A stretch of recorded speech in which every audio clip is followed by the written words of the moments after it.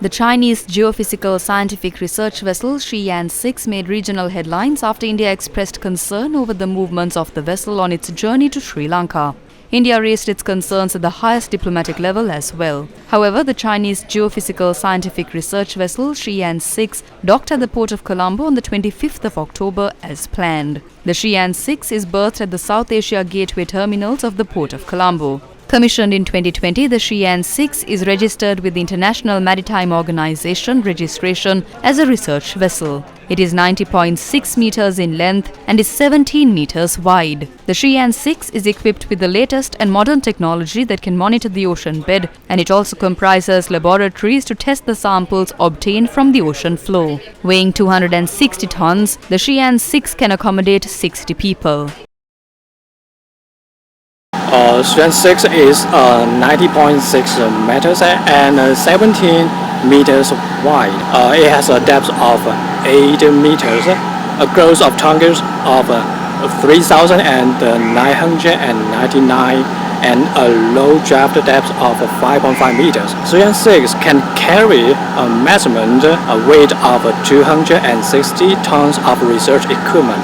It has a main propulsion power of 2.5 megawatts and a maximum cruising speed of over 17 knots, with a crew capacity of 60 people. This research vessel is departed from Guangzhou in the early of the September. Now she's arrived in the Colombo port yesterday, and today we give an open day for the all Sri Lanka scientific community and the public peoples. Now actually the open day will extend to 2 days from this afternoon tomorrow. We will invite all interested person visit our research vessel. Welcome. The Shiyan-6 departed from Guangzhou in China on the 11th of September and entered the Indian Ocean region on the 19th of September. Its voyage included navigating the 90 East Ridge, a mid-ocean ridge on the Indian Ocean floor named for its near-parallel strike along the 90th meridian at the center of the Eastern Hemisphere, in the exclusive economic zone of India in the Indian Ocean and other locations as well. Maritime data also revealed that the vessel moved within the Sea of Sri Lanka at times. Earlier it was mentioned that the Shiyan-6 would be allowed to enter Sri Lanka on the 25th of October, and Foreign Minister Ali Sabri in New York said that permission was not granted for the ship. The Foreign Ministry later said that the vessel's arrival could be delayed to late October. However, as planned, the Shiyan-6 reached the port of Colombo, while the Foreign Ministry said that the vessel would only be in Sri Lanka for replenishment purposes. The Shiyan-6 has so far not been given permission to engage in any form of research or survey in the Sea of Sri Lanka.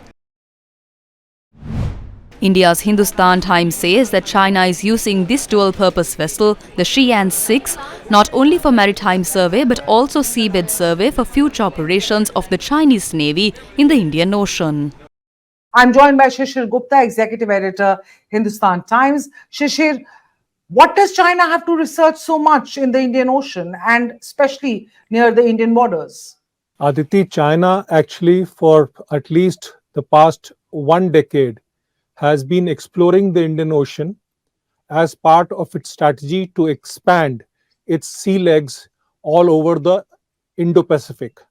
Now in this, what it is doing is it is actually doing seabed research to ensure that new sea lanes are created for future expansion of the Chinese Navy and for future events in the Indian Ocean, much to the detriment of India.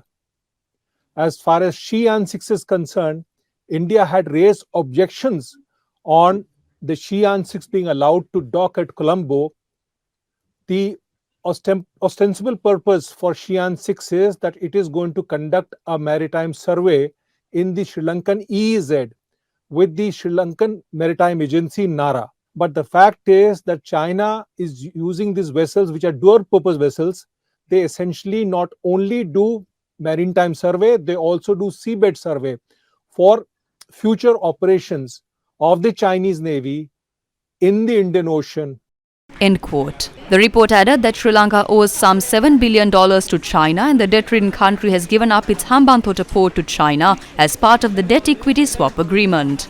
It notes that Sri Lanka can hardly afford to say no to China. Else, Beijing will use its economic leverage to ensure that the crisis-hit island nation will go down the drain.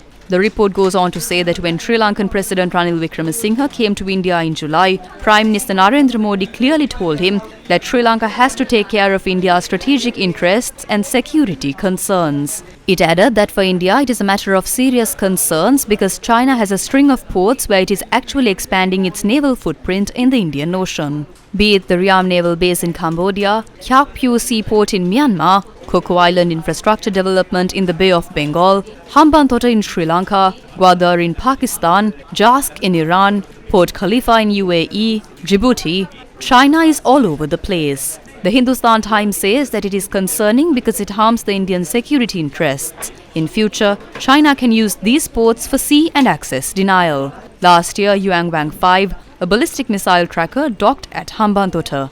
It is a military surveillance ship and has the capacity to track intercontinental ballistic missiles. The Hindustan Times said that the Yuanwang 5 is essentially monitoring Indian missile test firing, which is happening in Odisha's Balasore.